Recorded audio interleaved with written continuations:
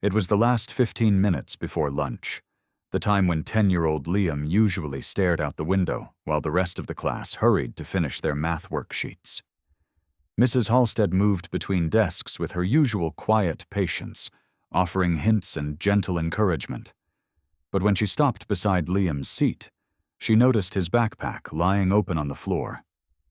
A folded scrap of paper was tucked in the side pocket, edges torn and smudged like it had been handled too many times. Normally she wouldn't pry. Children had a right to small secrets. But the corner of the paper bore her own name in faint pencil. Mrs. H. She knelt, sliding it free without thinking, and unfolded it beneath the shadow of the desk. The handwriting was jagged, hurried, and the words were uneven but clear. "Don't go home today. He's waiting for you." Her eyes skimmed it again, her stomach tightening. The classroom sound seemed to fade, replaced by a low, uneasy hum in her ears. She looked at Liam. Head down, pencil scratching at the page, his lips pressed tight, and felt a coldness settle over her. This wasn't a joke.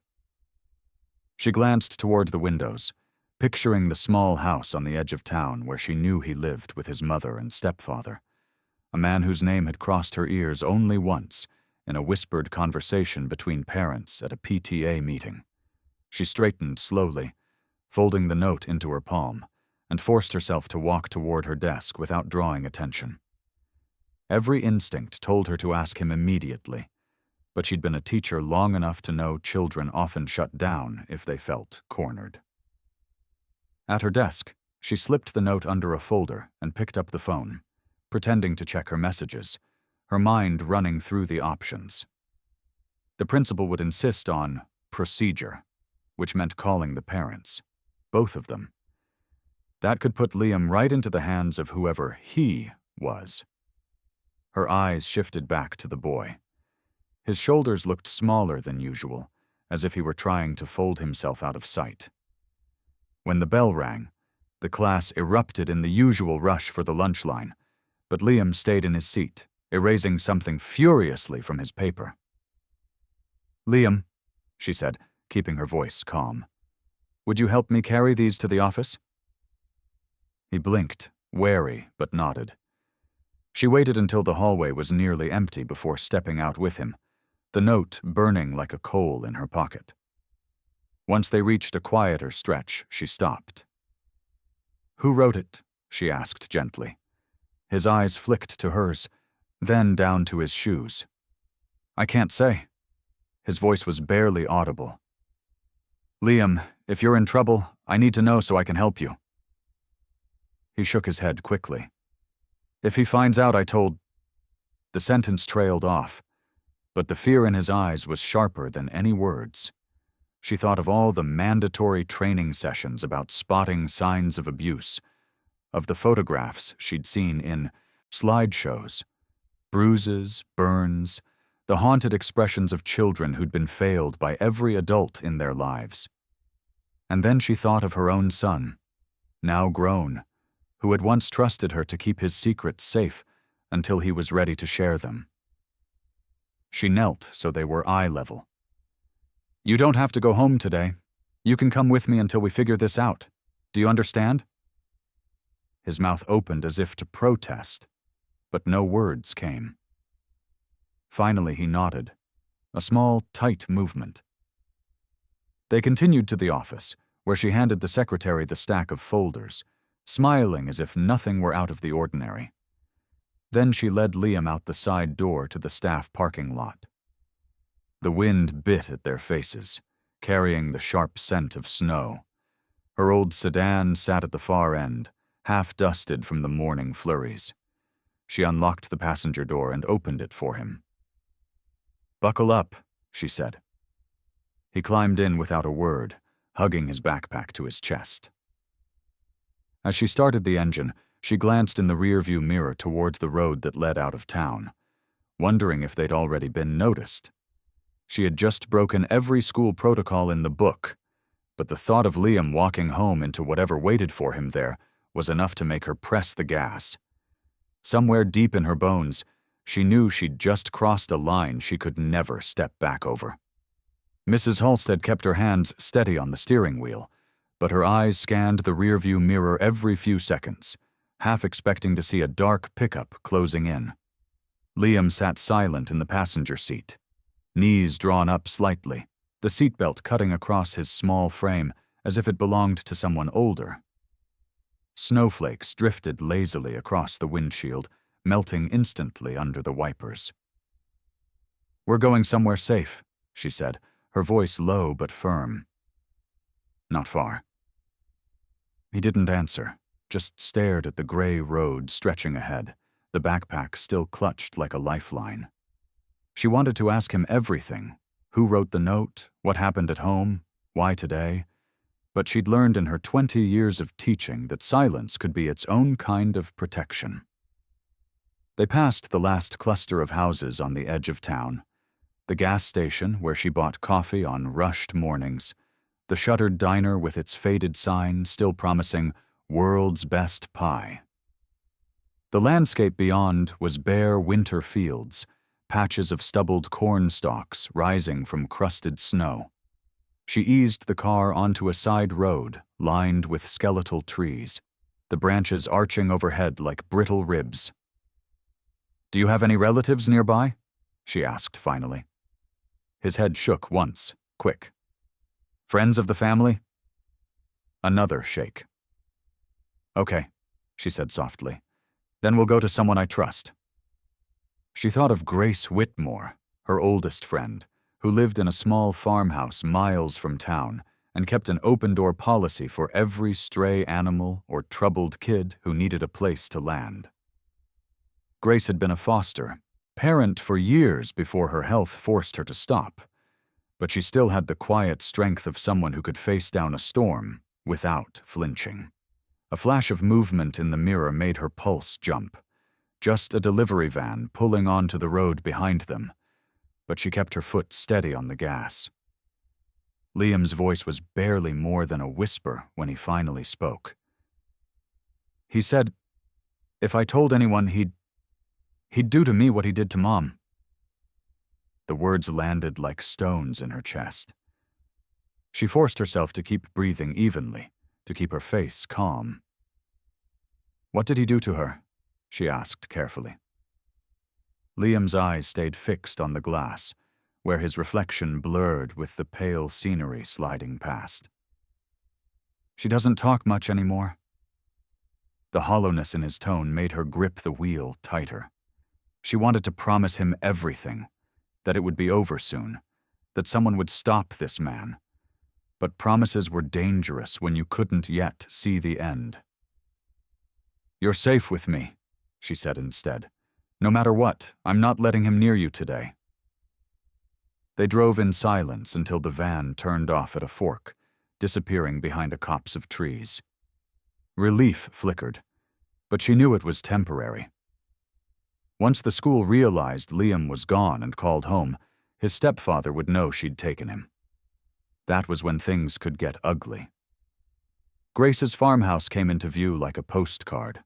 White clapboard, green shutters, smoke curling from the chimney. Mrs. Halstead pulled into the gravel drive, the crunch of tires loud in the still air. Grace appeared at the door before the engine was even off, wiping her hands on a dish towel, her brows knitting at the sight of Liam. "Tell me later," Grace said simply, holding the door open. Inside, the warmth was immediate, the air scented with cinnamon and wood smoke. Liam stood just inside the threshold, shoulders hunched, as if unsure whether to enter. "You can take your boots off there," Grace told him gently. "Kitchen's warm. I just made cocoa." He glanced at Mrs. Halstead, and when she nodded, he set his backpack down and toed off his boots. Grace gave her a look that was both question and reassurance, the kind only decades of friendship could convey. In the kitchen, the kettle hissed softly. Grace poured cocoa into 2 mugs, slid one toward Liam, and waited until he took a sip before asking, "Do you want to tell me what's going on?" He froze, eyes darting to Mrs. Halstead. "It's okay," she said. "Grace is here to help." The boy's fingers tightened on the mug, and after a long pause, he began to speak, not all at once, but in short, halting bursts, as if testing each word before letting it go. He spoke of nights when his stepfather came home smelling of alcohol, of his mother's silence, of the way the man's eyes narrowed whenever Liam was in the room. He didn't go into detail, and she didn't push. But when he mentioned the locked shed behind their house, her skin crawled. Grace met her gaze over the boy's head, and in that moment they both understood. This wasn't something that could be handled quietly. Grace leaned back in her chair. "You can stay here tonight. I'll make some calls to people who know what they're doing." Mrs. Halstead nodded, but her mind was already racing. She'd risked her job by taking Liam off school grounds without permission, and if his stepfather came looking, things could escalate fast. She stood, moving toward the window that faced the road, her breath fogging the cold glass. In the distance, beyond the line of bare trees, a dark shape was approaching along the lane. It was too far to see clearly yet, but something in the steady, purposeful movement made her chest tighten. Whoever it was, they were coming straight for the house. "You said—" The shape on the road grew larger with each second, resolving into a dark-colored pickup with a grille dented on one side and a single headlight burning brighter than the other. Mrs. Halstead felt her throat go dry. She didn't need to see the driver's face to know who it was. "Grace," she said quietly, not taking her eyes off the approaching truck. Her friend came to stand beside her, following her gaze. "Is that—" "Yes," she cut in. Liam looked up from his cocoa, his small hands tightening around the mug. "He's not supposed to be here," he whispered. Grace put a steadying hand on his shoulder. "Sweetheart, go into the pantry for a moment. Close the door and stay quiet." His eyes widened, but he obeyed, slipping off the chair and vanishing into the narrow pantry behind the kitchen. The door clicked softly shut. The truck pulled into the drive without slowing, tires spitting gravel against the clapboard siding. The sound was jarring in the winter stillness. Mrs. Halstead's stomach clenched as the engine cut off. A moment later, heavy boots crunched toward the porch. "Let me handle this," Grace murmured, moving toward the front door with surprising speed for her age. She opened it just as a broad-shouldered man in a stained work jacket mounted the steps. His hair was unkempt, his eyes sharp and restless under the brim of a baseball cap. "Afternoon," Grace said evenly, blocking the doorway with her body. "Looking for someone?" "Yeah," he drawled, his gaze flicking past her into the house. "My boy. Teacher decided to kidnap him from school." "That's a serious accusation," Grace replied, her tone calm but unyielding. "Liam isn't here." The man smirked, leaning one arm against the doorframe. "See, that's the thing about liars. They forget I know my own kid's scent. His boots are on your porch." Mrs. Halstead's heart pounded so loudly she could barely hear. She stepped forward, her voice steady despite the cold in her veins. "He's not your son," she said. His gaze snapped to hers, a flicker of recognition lighting something darker in his expression. "You must be the teacher," he said, his tone dripping disdain. "The one filling his head with garbage. Stay out of my business." "When your business involves hurting a child," she replied, "it becomes everyone's business." His jaw tightened, but his eyes flicked toward the side of the house, as if calculating a way around them. Grace's voice cut through the air like a blade. "You should leave now. Sheriff's already on his way." That was a bluff. They hadn't called anyone yet, but she delivered it with such conviction that the man hesitated. He looked between them, then stepped back onto the porch. "You think you can hide him from me forever? You can't. He's mine." The words hung in the cold air before he turned, stomping back to the truck. The engine roared to life, tires spitting gravel again as he backed down the drive. Mrs. Halstead didn't breathe until the sound faded into the distance. Grace shut the door firmly and locked it, then pulled the curtains closed. "We need to make that call now," she said. Liam emerged from the pantry, pale and silent, his eyes fixed on Mrs. Halstead. "He won't stop," the boy murmured. "He always comes back." She knelt beside him, placing her hands gently on his shoulders.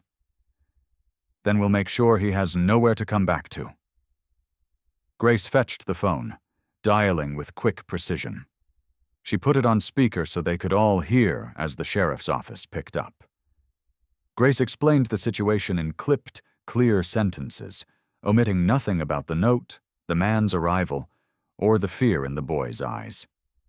The dispatcher promised to send a deputy immediately and advised them to stay inside with the doors locked.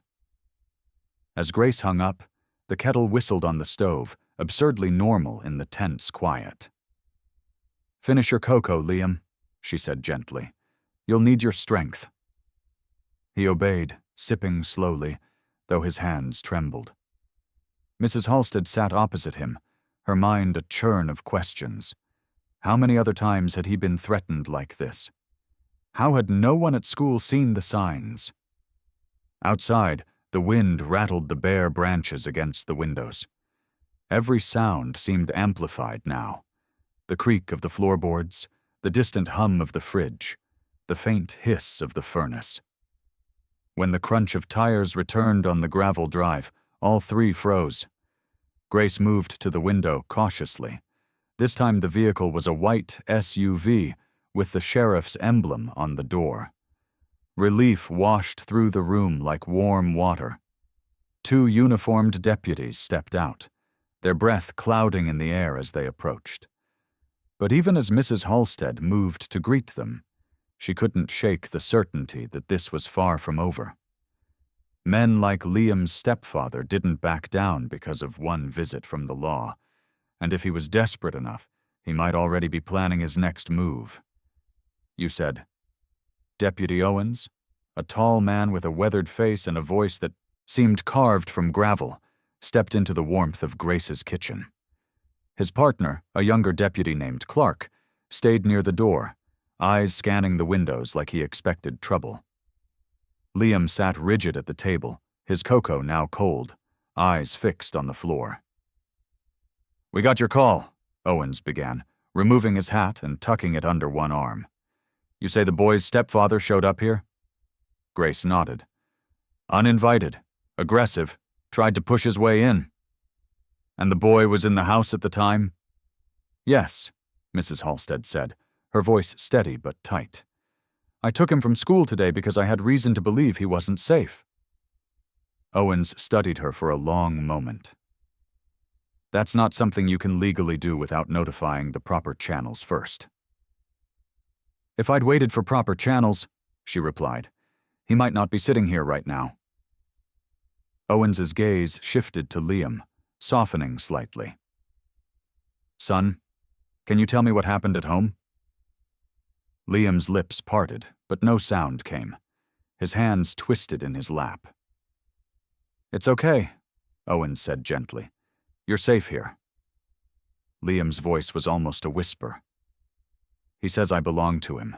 He hurts Mom when I don't listen." Grace's jaw tightened, but she stayed silent. Owens's eyes flicked back to Mrs. Halstead. "If that's true, we'll need a full statement. But you should know, without physical evidence or a witness, it's hard to keep him away for long. Protective orders can take time." "So you're telling me he can just show up here again?" Mrs. Halstead asked, her voice low. "I'm telling you we'll do what we can within the law," Owens replied. He glanced at Grace. "You got a spare room? Somewhere he can stay tonight?" "He'll stay here as long as needed," Grace said firmly. "Good. Keep the doors locked. I'll put in a request for patrols to swing by, but we're stretched thin with the storm coming in." Mrs. Halstead frowned. "Storm?" Owens nodded toward the window. Weather service says it's moving in fast. Snow, ice, maybe worse. Could be tomorrow before anyone gets back out here if the roads close. Grace and Mrs. Halstead exchanged a glance. The thought of being snowed in while Liam's stepfather roamed free was enough to make both their stomachs knot. Owens slid a card onto the table. My cell's on there.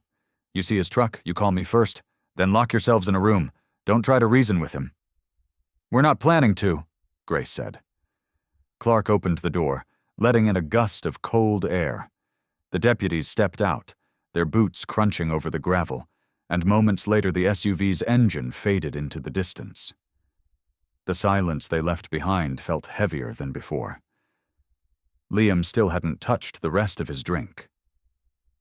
You're safe, Mrs. Halstead said again, but this time it felt like a fragile truth, one that could crack if someone pushed too hard.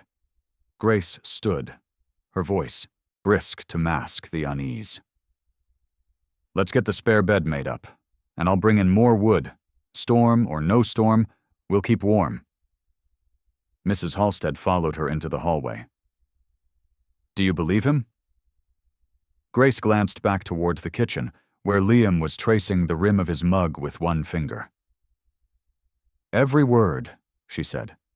But believing him won't stop that man from trying again. We'll need more than faith. They moved to the small guest room at the back of the house, the one with faded floral wallpaper and a quilt draped neatly over the bed. As Grace tucked in fresh sheets, she lowered her voice. If the storm's bad, we'll be cut off. He knows these roads better than the deputies. If he wants to get here, he will. Then we make it so he can't, Mrs. Halstead said. Grace raised an eyebrow. You planning on barricading the place? If that's what it takes. They returned to the kitchen to find Liam sitting exactly as they'd left him. Come on, Grace said, her tone softening. Let's get you settled in your room. Liam hesitated, glancing toward the windows as if expecting the truck to appear again. It's okay, Mrs. Halstead assured him. We'll be right here. As he walked ahead of them down the hallway, she noticed something. His backpack was heavier than it should be for a boy his size. When she offered to take it, he shook his head quickly. It's mine, he said, clutching it tighter. She let it go, but the detail lodged in her mind. Later, when he was asleep, she'd have to find out what he was carrying so fiercely, because if the wrong person was willing to risk everything to get him back, whatever was in that bag might be the reason why. You said. The house was quiet after Liam finally drifted off, the soft hum of the furnace filling the space between creaks in the old floorboards. Grace poured 2 mugs of tea in the kitchen and handed one to Mrs. Halstead. You've been staring at that boy's door for the past 10 minutes, she said, settling into the chair opposite her. You going to tell me what's on your mind? Mrs. Halstead wrapped her hands around the mug, feeling the heat seep into her fingers. That backpack, he wouldn't let me touch it. It's not normal for a kid to guard something like that unless it's important, or dangerous. Grace's eyes narrowed slightly. You think it's a weapon? I don't know. But if his stepfather's this desperate, maybe it's something valuable, something that man wants back. Grace tapped her fingers against the ceramic. You want to look? Not while he's awake, Mrs. Halstead said. I don't want him thinking we don't trust him. But if it's something that puts him in danger, we need to know. They waited another hour, sipping tea in silence until the faint rhythm of Liam's breathing deepened into the steady pull of sleep. Grace led the way down the narrow hall. Each step on the wooden floor muffled by a thick runner. The guest room door was ajar, just enough for a sliver of moonlight to fall across the quilt. Liam was curled up on his side, the backpack tucked under his arm like a pillow. Mrs. Halstead crouched beside the bed, her movements careful and deliberate. She eased the straps from his grasp, wincing when he stirred and mumbled something incoherent, but he didn't wake. With the bag finally in her hands, she and Grace slipped back into the kitchen. Grace set it on the table and unzipped it slowly. Inside, the contents were not what either of them expected. On top was a battered composition notebook, its cover peeling, the edges warped from dampness. Beneath it, a bundle of envelopes tied together with string, some yellowed, others newer, all addressed in the same neat handwriting. At the bottom was a small wooden box, no bigger than a jewelry case, with a brass clasp. Mrs. Halstead reached for it, but Grace stopped her hand. "Check the notebook first," she said. Opening it, Mrs. Halstead flipped through pages filled with sketches.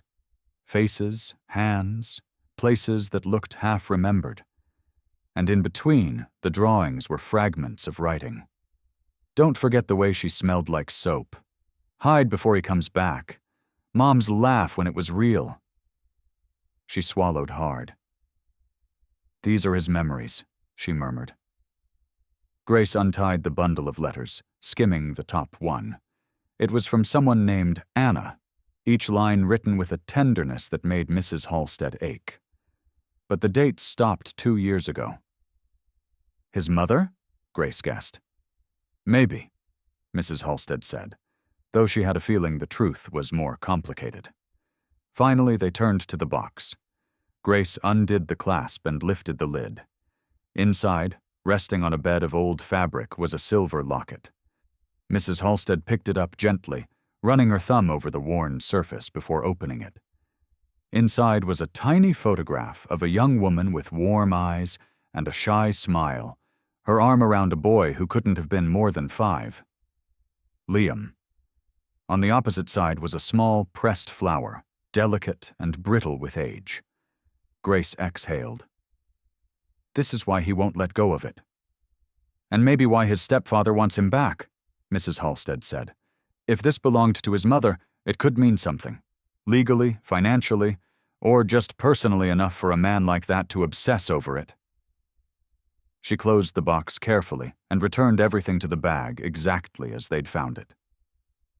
"We'll ask him about it tomorrow, but for now, he needs his rest." Grace nodded, but her eyes lingered on the hallway. "You think he'll talk?" "If he feels safe enough," Mrs. Halstead said, "and if we have time." They returned the bag to Liam's side, the boy shifting slightly but never waking. Back in the kitchen, Grace refilled their mugs, her hands steadier now. "You know," she said quietly, "I've lived on this property for 30 years, and I've never once wished for a gun in the house. Tonight, I wish I had one." Mrs. Halstead didn't answer. Instead, she listened to the faint rustle of tree branches outside, the low groan of the wind picking up. Somewhere in the distance, a metallic creak cut through the night, a sound out of place in the cold stillness. Grace's eyes met hers, both of them knowing it wasn't the storm making that noise. "You said—" The metallic groan came again, longer this time, like hinges straining under weight. Grace set her mug down so fast the tea sloshed over the rim, her eyes already on the front window. "That's the north gate," she whispered. Mrs. Halstead's pulse thudded in her ears. "You keep it locked?" "Always," Grace said, moving towards the hall closet and pulling out a heavy flashlight. "But a lock won't stop someone determined." They both stood still for a moment, listening. The house was surrounded by black fields, the kind of darkness that swallowed headlights unless you were right on top of them. Snow had begun to drift in lazy flakes past the window, catching in the beam of the porch light. Then, faint but distinct, came the crunch of tires over frozen gravel. Mrs. Halstead felt her throat tighten. "Call Owens." Grace was already punching the number into her phone, but it went straight to voicemail. She tried again. Nothing. "Storm's messing with the signal," she muttered. Mrs. Halstead's mind went to the card Owens had left on the table, to his warning about the storm and the thin patrol schedule. "If it's him—" It is him, Grace cut in, her voice flat. That man wasn't finished. The crunch of tires stopped. Silence stretched, heavy and oppressive, until the faint metallic sound returned. Closer now, from the side of the property. Grace moved to the kitchen door, flicking off the light so the inside of the house was dark. We can see out, but he can't see in, she murmured. Mrs. Halstead crouched beside her, peering through the narrow gap in the curtain. At first, all she saw was the pale spill of snow over the yard. Then, a shadow moved at the edge of the barn. A tall figure in a dark coat, head swiveling slowly, as if cataloging every window. Her stomach turned. He's looking for a way in. Grace's jaw clenched. He's testing us. They watched as he disappeared behind the barn, only to reappear near the fence line, his boots crunching softly. Snow collected on his shoulders, but he didn't seem to feel it. He stopped, crouched, and ran a hand over something on the ground, then looked up toward the house. Even from that distance, Mrs. Halstead felt the weight of his gaze. Grace's phone buzzed suddenly, loud in the silence. Both women jumped. She fumbled to silence it, but it was too late.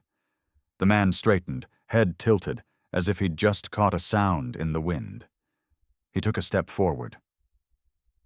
"Back away, Grace," whispered, pulling Mrs. Halstead from the door. "We're not giving him our faces to memorize." They retreated to the kitchen table, their voices low. "If he tries the doors, they're locked," Grace said, "but the windows in the laundry room are old. I'll block them." She grabbed a chair and wedged it under the laundry room doorknob, then returned to the table. We wait. And we keep quiet. For several long minutes, there was no sound except the wind rattling the eaves. Mrs. Halstead's thoughts kept drifting upstairs, to the small boy sleeping with his arms around a backpack. Every instinct screamed to move him somewhere safer, but anywhere safer would mean moving him toward the man outside. Then came a new sound, faint tapping, like knuckles on wood. Grace froze, her eyes darting toward the back door. The tapping came again, this time in a deliberate rhythm. 3 knocks, a pause, then 2 more. Mrs. Halstead's skin prickled. "That's not random." Grace shook her head slowly. "Number, that's a signal." They listened, breath held, as the tapping stopped. Silence. Then the crunch of boots retreating toward the fence. Mrs. Halstead let out a shaky breath. "He's leaving?" Grace didn't answer. She waited until the sound faded completely, then went to the laundry room window and peered out into the yard. The snow was falling heavier now, covering tracks almost as soon as they were made, but she caught sight of a shadow slipping past the gate. She exhaled, tension bleeding out just enough for her shoulders to drop. "He's gone. For now." Mrs. Halstead joined her at the window, her eyes on the swirling snow. "Why knock like that?" Grace shook her head. "Maybe to scare us, or maybe to tell someone else he's been here." "Someone else?" "If he's not working alone," Grace said grimly, "we've got bigger problems than just one man in a storm." Upstairs, a floorboard creaked, the unmistakable sound of movement in Liam's room. The 2 women exchanged a look, and without a word, started for the stairs. The creak was followed by the soft shuffle of bare feet across the guest room floor. Mrs. Halstead reached the doorway first, pushing it open to find Liam standing in the dim light, the backpack clutched to his chest. His eyes were wide, pupils dilated, and his lips pressed in a thin, trembling line. "I heard it," he whispered before either woman could speak. Grace stepped in beside Mrs. Halstead, her voice low and steady. "What did you hear, Liam?" He glanced toward the window, where the curtain swayed faintly from a draft. "The knocking, and the whistle."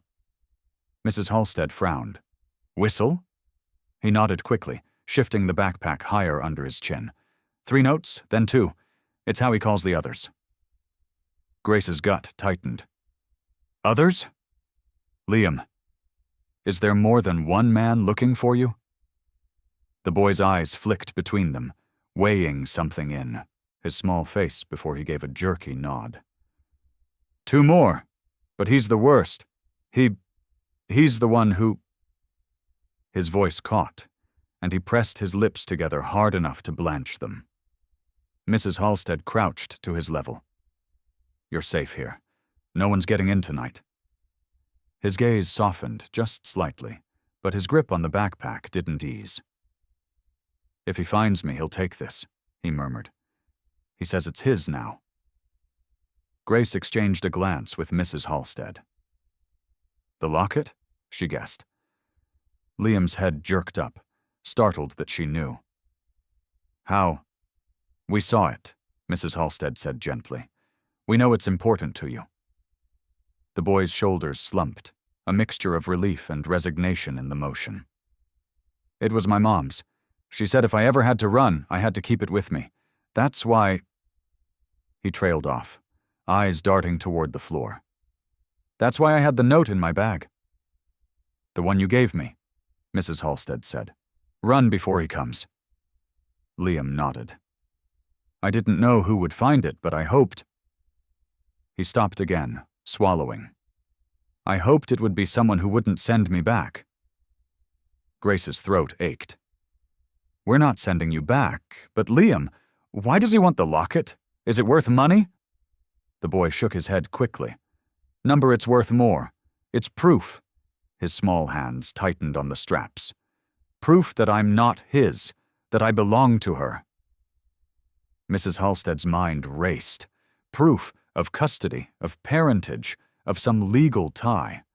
If that locket could undo whatever claim this man had, then everything made sense. Grace glanced towards the window again, the wind howling against the glass. If they're working together, they'll be back when the snow eases. We need to be ready. Liam's face paled further. They won't wait. They like the dark. They say it makes people make mistakes. Mrs. Halstead put a hand on his shoulder. Then we won't make any. We'll keep the lights low, stay quiet, and wait until morning. Can you do that? He nodded reluctantly, but his eyes kept drifting toward the shadows in the corner, as if expecting them to move. Grace guided him back to the bed, pulling the quilt up around his small frame. Keep that bag close, she murmured, brushing his hair back from his forehead. And if you hear anything else, you tell us right away. They waited until his breathing steadied before stepping back into the hall. Grace's voice was barely above a whisper. Proof changes everything. If that locket is what I think it is, we can get Owens to move fast, if we make it to morning. Mrs. Halstead's reply was a quiet, grim murmur. Then our job is simple. We just have to keep a boy safe through one long night. But as they reached the bottom of the stairs, a soft, muffled sound drifted through the walls. A whistle. 3 notes, pause, 2 notes, closer than before. The whistle cut through the wind like a blade, sharp and deliberate, and Grace felt every hair on her arms rise. She darted to the front window, pulling the curtain back just enough to see the faint glow of the yard light reflecting off a moving shape. This one was shorter than the man they'd seen earlier, bundled in a heavy coat, but the way the figure moved, quick, certain, said they knew exactly where they were going. That's not him, she murmured. Too small. Mrs. Halstead's eyes narrowed. Then Liam was right. There's more than one. The figure stopped at the edge of the porch and didn't knock, didn't call out. Instead, they leaned down, hands moving at the base of the door as though checking for something. Grace's stomach dropped. They're looking for a key. The thought was still hanging in the air when the sound of boots on snow came from the opposite side of the house. Another shadow, taller, moving toward the back. They're flanking, Grace hissed, moving quickly toward the kitchen. Mrs. Halstead followed, her heart pounding so loud she could barely hear the creak of the floorboards under their feet. At the back door, she caught sight of the taller man's profile, just for a moment, lit by the spill of the porch light. Even at this distance, there was no mistaking the angular jaw and dark eyes. That's him. The man from the yard earlier. The one who had looked straight into the house. Grace grabbed a cast-iron skillet from the counter, her mind already mapping the quickest route to get Liam if the door gave way. "We need to get him into the attic," she whispered. "It's not warm, but it's hidden." Mrs. Halstead nodded, her breath clouding in the cold air that was seeping through the old window panes. But before they could move, the front door rattled. A long, slow turn of the knob, the shorter figure testing the lock. "Split," Grace mouthed, and they both moved, Grace toward the stairs, Mrs. Halstead toward the living room to keep eyes on the front. From the landing, Grace called softly, "Liam." "Now." The boy appeared almost instantly, clutching his backpack, his eyes darting to the window at the end of the hall where snow swirled in frantic eddies. "They're here," he whispered. Grace nodded and took his free hand, leading him toward the narrow pull-down ladder to the attic. She yanked it down as quietly as she could and gestured for him to climb. "Up, keep the bag, don't make a sound." As his small feet disappeared into the darkness above, the back door gave a sharp, metallic rattle. Grace shoved the ladder back up and stepped into the hall, the skillet still in her hand. Below, she heard Mrs. Halstead's voice, low but firm, call out, "I've already called the police." The front door stilled. Silence. Grace froze, listening, a crunch of snow as one set of boots retreated, then another as the second figure moved away from the back. She waited, counting her breaths to 30, before peeking, out the side window. The yard was empty again, just snow and wind. But the gate, this time, stood wide open. Grace hurried downstairs, the skillet still warm in her grip from her own nervous heat. Mrs. Halstead was at the landline in the corner, the cord stretched taut as she punched the buttons with quick, sure presses. She held the receiver to her ear, waited, then shook her head. "Dead." Grace's stomach turned. "The phone?" "The line," Mrs. Halstead said flatly. "They cut it." Grace moved to the table, pulled out her cell phone and tapped the screen, only to be met with a blinking no service icon. She turned toward the window, scanning the yard. They knew exactly what they were doing. Mrs. Halstead's voice was grim. "They'll wait now. Let us stew." The thought of those men just beyond the light's reach, watching, made Grace's chest tighten. "We can't just sit here." "We can't run either," Mrs. Halstead countered. "Not in this storm, and not with Liam." Grace glanced toward the attic. "Then we need another way to reach someone." She crossed to the old secretary desk, rifling through the drawers until her fingers closed on a small black object. A shortwave radio her father had used during power outages. She flicked it on. Static filled the room. She turned the knob slowly, pausing at each burst of sound, but all she got was empty hiss and the occasional pop of interference. "They might be jamming us," she muttered, though she wasn't sure if that was paranoia or possibility. Mrs. Halstead leaned on the counter, watching her. "That locket. He said it's proof." "Proof of what?" Grace shook her head. "Custody, maybe. Paternity. Something legal. If they get it, they could erase him." "Erase him?" Mrs. Halstead's brows drew tight. "From the system. From any chance of being found again." Grace's fingers tightened on the radio. "Which means we hold out until morning, no matter what." Upstairs, there was a faint creak. 2 small steps in the attic. Grace set down the radio and headed for the stairs. But before she could take the first step, Liam's voice floated down, thin but urgent. "Someone's on the roof." Grace froze, looking toward Mrs. Halstead, whose face had gone pale.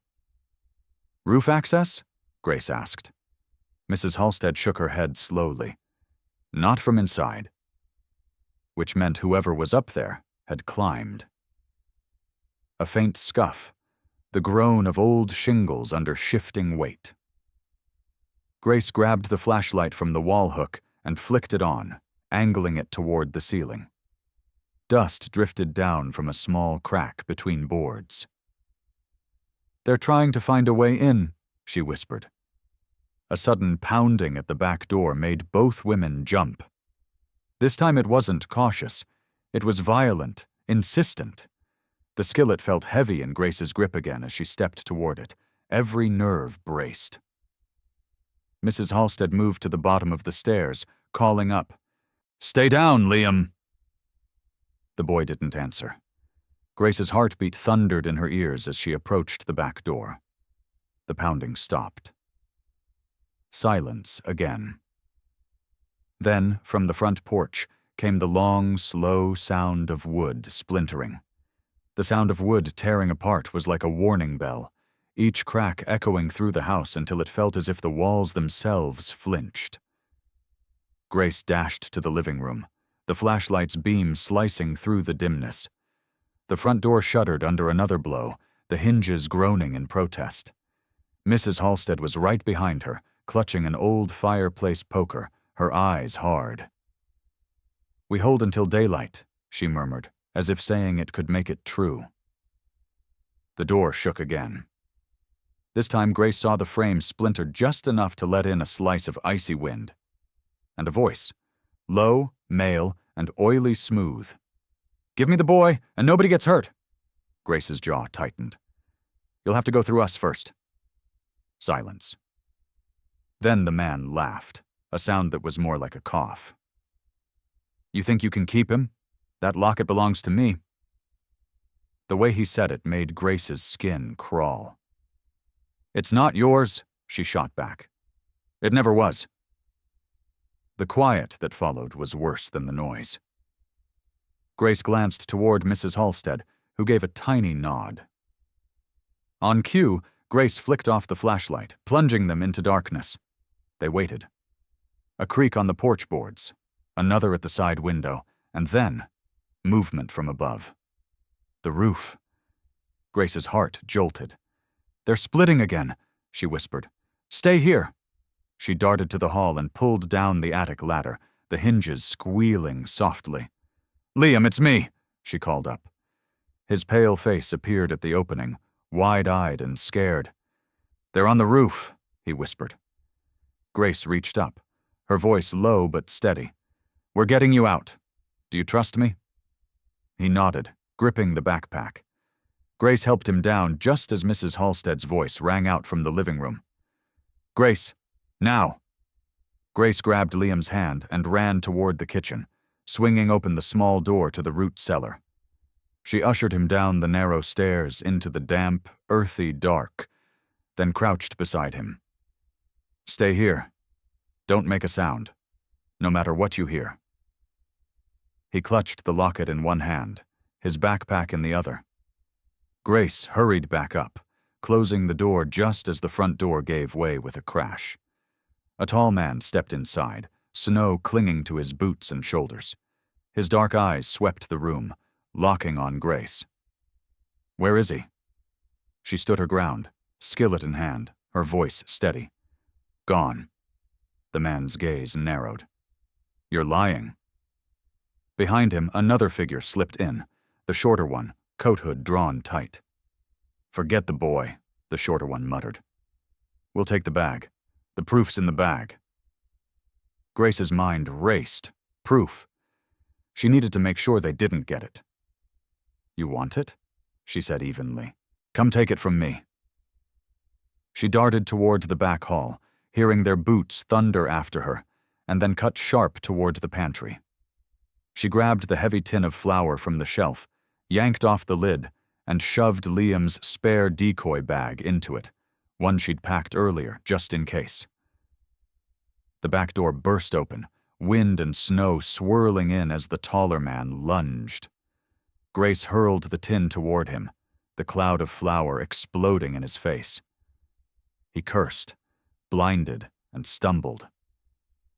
Mrs. Halstead appeared from the side, swinging the poker with surprising force. It connected with the man's shoulder, sending him sprawling. The shorter one froze, eyes darting between them, then bolted through the open door into the storm. The taller man staggered up, clutching his shoulder, and followed without another word. The house fell silent, but for the howl of the wind. Grace slammed the door shut, her chest heaving. Mrs. Halstead's breath was ragged as she lowered the poker. "Morning's not far," she said. At first light, they took Liam to the sheriff's office, the locket warm from his palm. Inside was a tiny folded paper, a birth certificate with his mother's name and her signature. Proof. Enough to end any claim the man could make. Liam sat between them in the waiting room, his small hands finally still. Grace glanced down at him, and he gave her a tentative smile. "Told you," she said softly. "You're safe now."